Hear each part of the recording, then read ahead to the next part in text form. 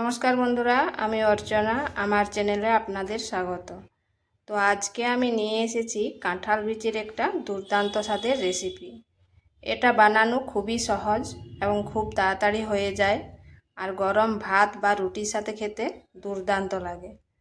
তো চলুন দেখে নেওয়া যাক আমি কিভাবে এই কাঁঠাল বিচির রেসিপিটা তৈরি করি। এখানে নিয়েছি কাঁঠাল বিচি। এখন কাঁঠাল বিচির সিজন, আর বীজগুলো শুকনো হয়ে গেছে।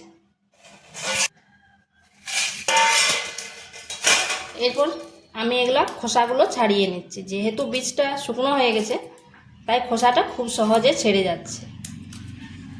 আর যদি ভিজা থাকে তাহলে আপনারা এভাবেও সেদ্ধ করে নিতে পারেন।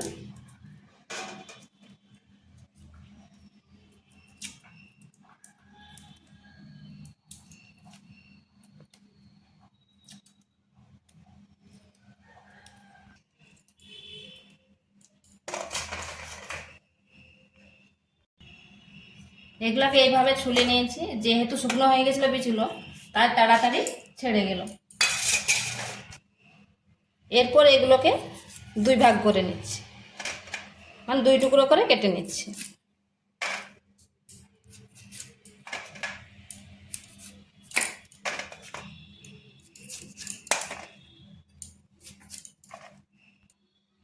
এইভাবে সবগুলো কেটে নিয়েছি। এরপর এখানে দুটো মিডিয়াম সাইজের আলু নিয়েছি। আলুগুলোকে এইভাবে কেটে নিচ্ছি।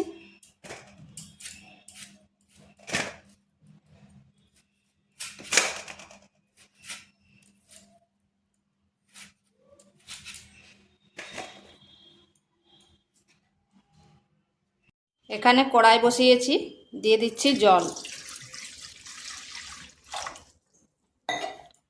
আর দিচ্ছি পরিমাণ মতো লবণ। এরপর এখানে দিয়ে দিচ্ছি কাঁঠাল বিচি আর আলুগুলো।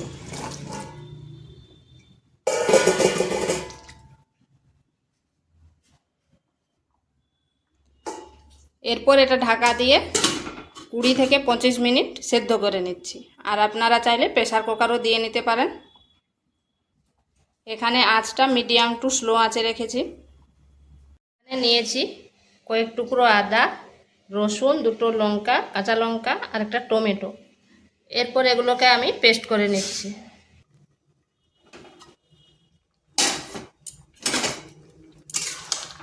এদিকে এটাও সিদ্ধ হয়ে গেছে। এরপর এটাকে নামিয়ে নিচ্ছি। কড়াইতে দিয়ে দিচ্ছি সরষের তেল।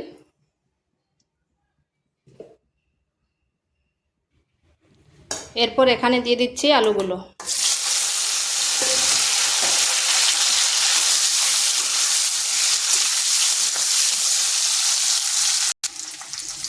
আলুগুলোকে একটু ভেজে নিচ্ছি।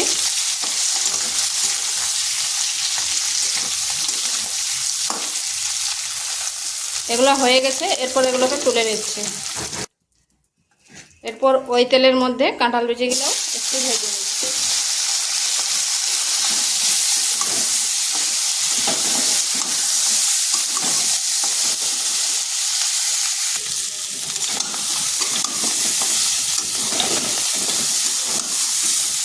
এগুলো হয়ে গেছে, এগুলোকে নামিয়ে নিচ্ছি। ওই কড়াইয়ের মধ্যে দিয়ে দিচ্ছি আর একটু তেল।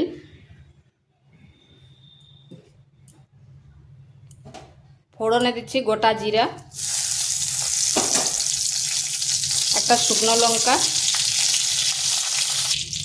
আর দিচ্ছি একটা পেঁয়াজ।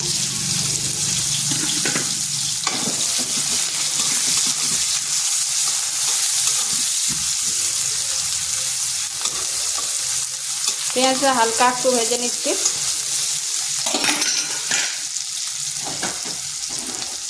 এরপর এখানে দিচ্ছি লং, দু টুকরো এলাচ আর দুটো দারচিনি।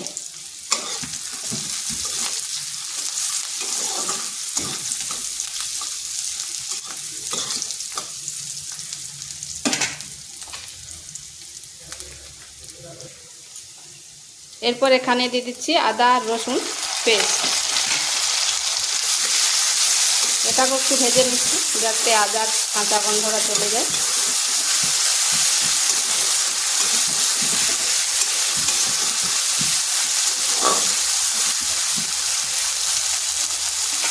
এরপর এখানে দিচ্ছি টমেটো পেস্ট।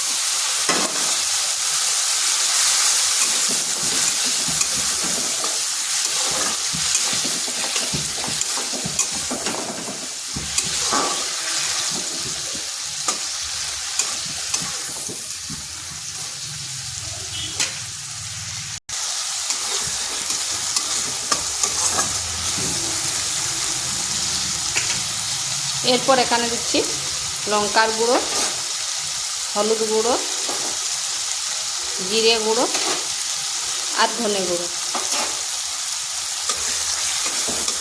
মশলাটা ভালোভাবে কষিয়ে নিচ্ছি।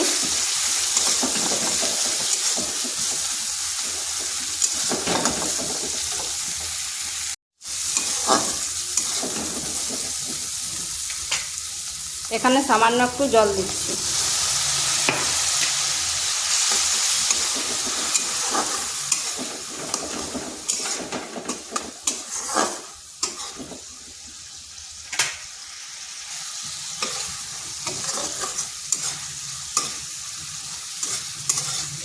মশলাটা কষানো হয়ে গেছে, দেখুন কড়াই থেকে তেল ছেড়ে যাচ্ছে।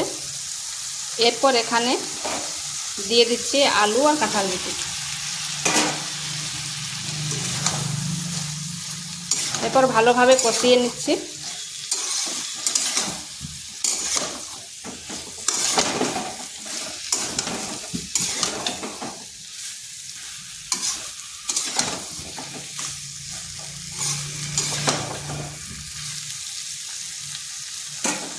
এখানে একটু জল দিয়ে দিচ্ছি।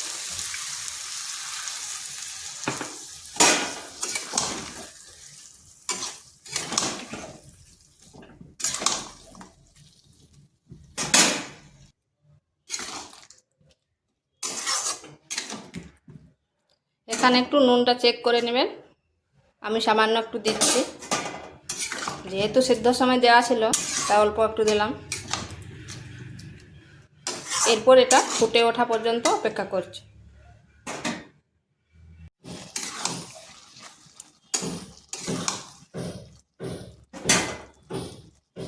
এরপর এখানে দিচ্ছি গরম মশলা।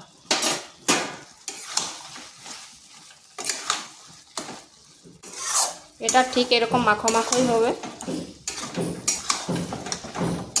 আর এইভাবে করলে খেতে কিন্তু দুর্দান্ত লাগে।